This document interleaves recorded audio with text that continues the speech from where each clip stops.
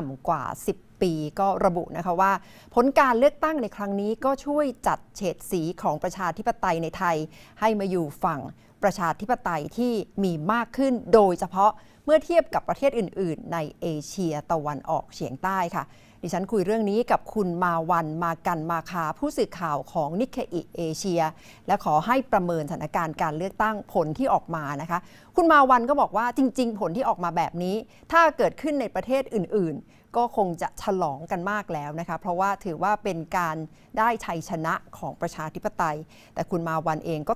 เตือนด้วยนะคะถึงความเสี่ยงที่จะตามมาในอนาคตอันใกล้ค่ะดิฉันเริ่มด้วยคำถามที่ขอให้คุณมาวันประเมินและคิดอย่างไรกับผลการเลือกตั้งที่เกิดขึ้นค่ะ The first impression I have is what really has happened on what happened on Sunday. Some analysts are describing it as a political earthquake, and I think that's a legitimate observation. The center of gravity in Thailand has really shifted into the camp of the democratic, progressive, liberal section. Because if you look at the total number of votes, percentage of votes that just Tua Thai and Move Forward got, it's over 60%. This is, whereas in 2019, they got 40%. This amounts to an absolute majority. Yeah? And in any other country around the world, when you have this kind of outcome, the very next day after the elections, you will find a lot of celebration, emotions expressed on the wave that they rose. Yeah? So today we have Kunpita talking about a coalition. I mean, that's a positive step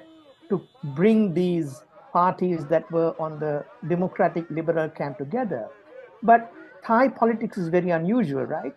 We are still not sure what's going to happen during this phase of political transition.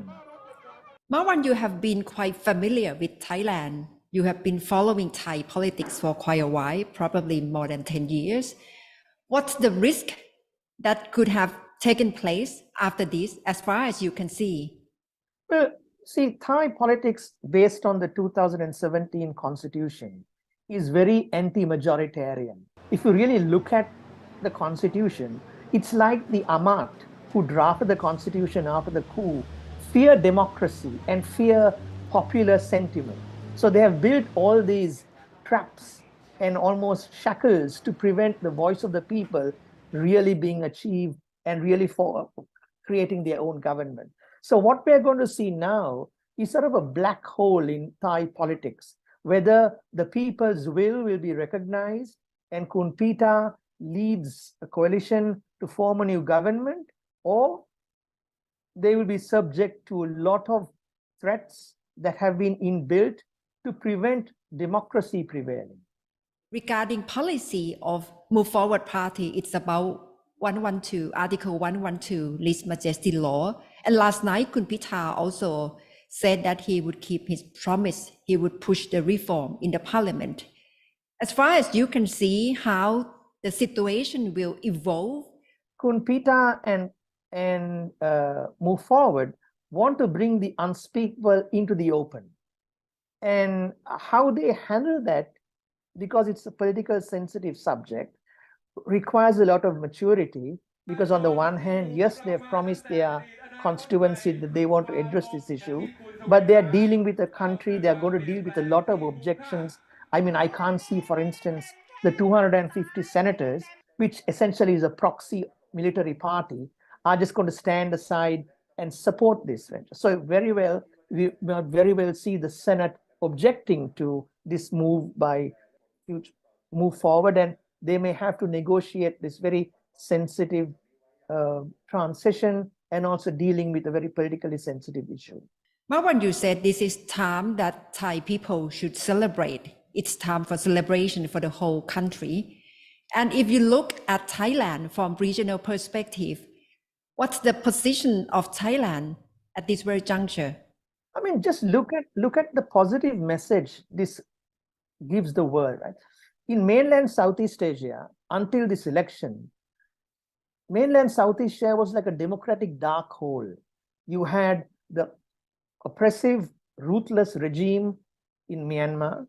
You have a one-party autocratic state run by Prime Minister Hun Sen. You have two communist parties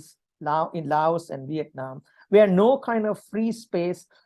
for freedom of expression, for civil space to flourish was possible. Thailand was also borderline in that case, because if you look at the shrinking of civil space during the 10 years of Prime Minister Prayut, it was not promising for democracy. But overnight, these two parties, certainly led by Move Forward, have raised the bar and offered a lot of promise. And there's something else we should not lose sight of. In fact, at the expense of poor Thai, it's almost like we are witnessing a handing of the baton, a changing of the guard from an old way of democratic, pro-democracy parties, which was more populist and centrist, poor Thai, to a progressive liberal party